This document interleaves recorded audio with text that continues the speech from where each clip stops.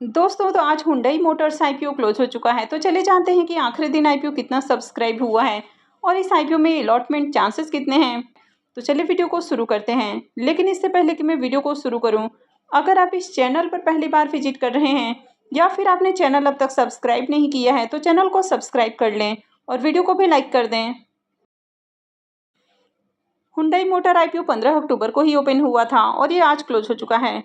IPO में booking price 1960 है और 7 शेयर्स का लॉट है। आईपीओ के साइज को देखें तो आईपीओ 27,870 करोड़ का है, यानी कि काफ़ी बड़ा आईपीओ है और पूरा का पूरा आईपीओ ऑफर फॉर सेल है। आईपीओ में एम्प्लॉयज़ के लिए भी 186 रुपये का डिस्काउंट दिया गया था और ये मेन बोर्ड आईपीओ है, तो कंपनी बीएसई और एनएसई के ऊपर लिस्ट होने वाली है। अब आईपीओ का साइज काफ़ी बड़ा है तो यहाँ पर रिजर्व एप्लीकेशंस भी बहुत ज़्यादा हैं, यानी कि जो भी इस आईपीओ में अप्लाई करेंगे उनको अलॉटमेंट मिलने ही वाली है। बिग एचएनआईज पोर्शन में देखें तो इनके लिए 10% का करीब पोर्शन होता है। तो इनके लिए आईपीओ में 1,34,682 एप्लीकेशंस हैं, यानी कि बिग एचएनआईज पोर्शन में इतने लोगों को अलॉटमेंट मिलने वाली है। स्मॉल एचएनआईज के लिए करीब 5% का पोर्शन होता है। तो इनके लिए आईपीओ में 67,341 एप्लीकेशंस रिजर्व हैं। और अगर रिटेलर्स की बात करें तो रिटेलर्स के लिए करीब 35% का पोर्शन है। तो इनके लिए आईपीओ में 70,70,815 एप्लीकेशंस रिजर्व हैं, यानी कि रिटेल पोर्शन में इतने लोगों को अलॉटमेंट मिलने वाली है। तो चलिए अब देख लेते हैं कि आईपीओ आज आखिरी दिन कितना सब्सक्राइब हुआ है। हुंडई आईपीओ के फाइनल सब्सक्रिप्शन को देखें तो आखिरी दिन आईपीओ 2.37 टाइम सब्सक्राइब हुआ है।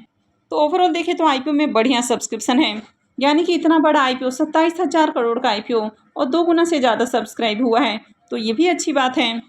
क्यूआईबीएस की ओर से देखें तो आईपीओ को 6.97 टाइम सब्सक्राइब किया गया है, यानी कि क्यूआईबीएस की ओर से देखें तो अच्छा एप्लीकेशंस देखने को मिल रहा है।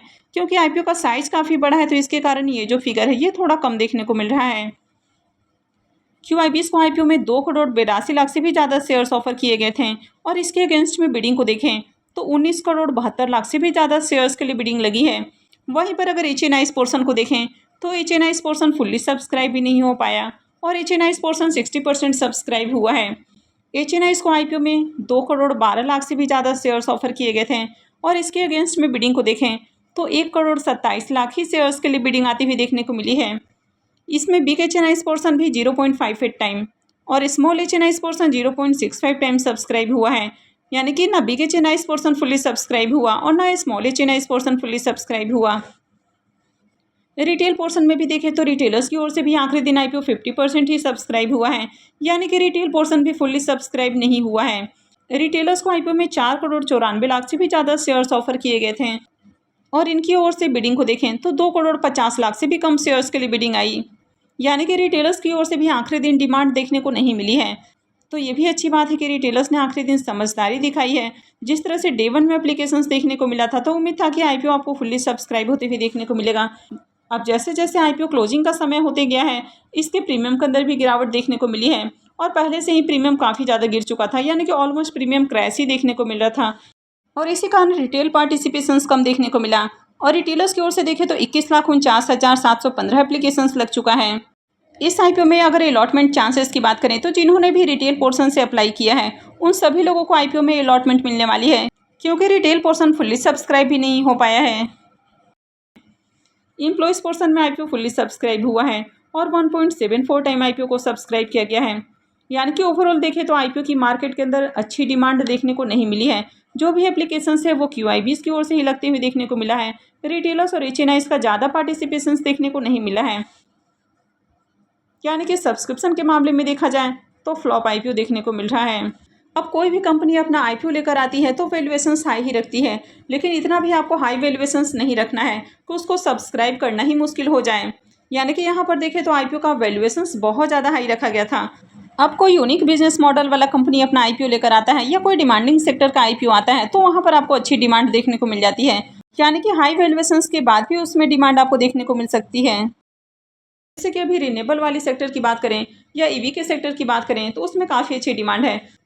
तो उस तरह की जो भी कंपनियां आ रही हैं अगर हाई वैल्यूएशंस के ऊपर भी आती है तभी भी आपको उनमें सब्सक्रिप्शन देखने को मिलेगा। लेकिन यहाँ पर काफ़ी सारे नेगेटिव पॉइंट्स देखने को मिले, क्योंकि एक तो आईपीओ का साइज़ भी काफ़ी बड़ा था और ऊपर से आईपीओ भी बहुत ज़्यादा ओवर वैल्यूड देखने को मिला, तो इसी कारण उसके अकॉर्डिंग आईपीओ में सब्सक्रिप्शन देखने को नहीं मिला है। तो इस आईपीओ का अलॉटमेंट 18 अक्टूबर को होने वाला है, यानी कि कल ही आईपीओ की अलॉटमेंट होने वाली है। रिफंड डेट 21 अक्टूबर है, क्रेडिट डेट भी 21 अक्टूबर है और आईपीओ की लिस्टिंग 22 अक्टूबर को होने वाली है। तो चलिए देख लेते हैं कि इसके अलॉटमेंट को कहाँ चेक करना है। हुंडई मोटर आईपीओ का ऑफिशियल रजिस्ट्रार केफिन टेक्नोलॉजी लिमिटेड है। तो वीडियो के डिस्क्रिप्शन में मैं आपको इसका लिंक दे दूंगी, यहाँ से जाकर आप आईपीओ के अलॉटमेंट को चेक कर सकते हैं। तो चलिए अब प्रीमियम को भी देख लेते हैं कि प्रीमियम किस प्राइस के ऊपर ट्रेड कर रहा है और इस आईपीओ से प्रॉफिट होने वाला है या फिर लॉस होने वाला है। हुंडई मोटर आईपीओ के प्रीमियम की बात करें तो हुंडई मोटर का आईपीओ पूरी तरह से क्रैश होते हुए देखने को मिला है।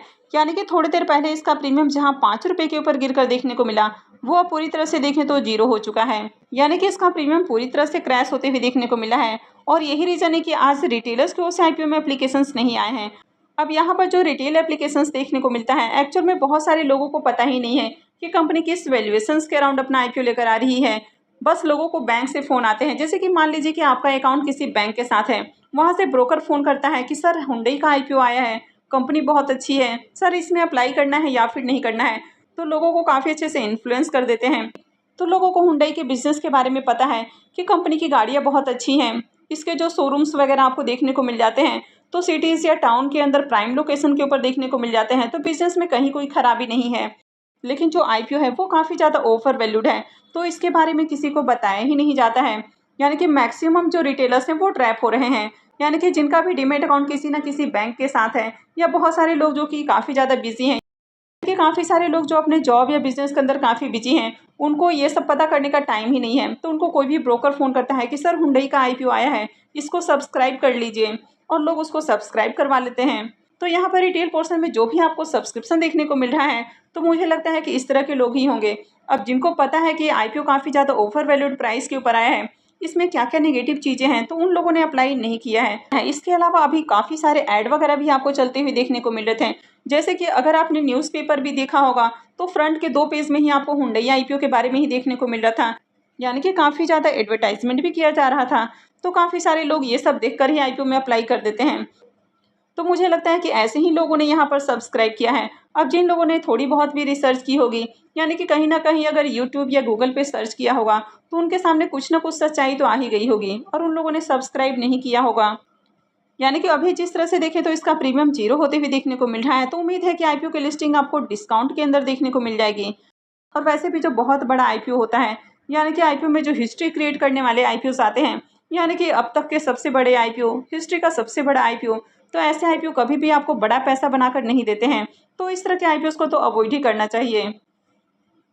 तो आई होप कि आपको वीडियो अच्छी लगी होगी। तो अगर आपने वीडियो को लाइक नहीं किया है तो वीडियो को लाइक कर दें, चैनल को भी सब्सक्राइब करके रखें, और वीडियो को अंत तक देखने के लिए आप सबका बहुत बहुत धन्यवाद।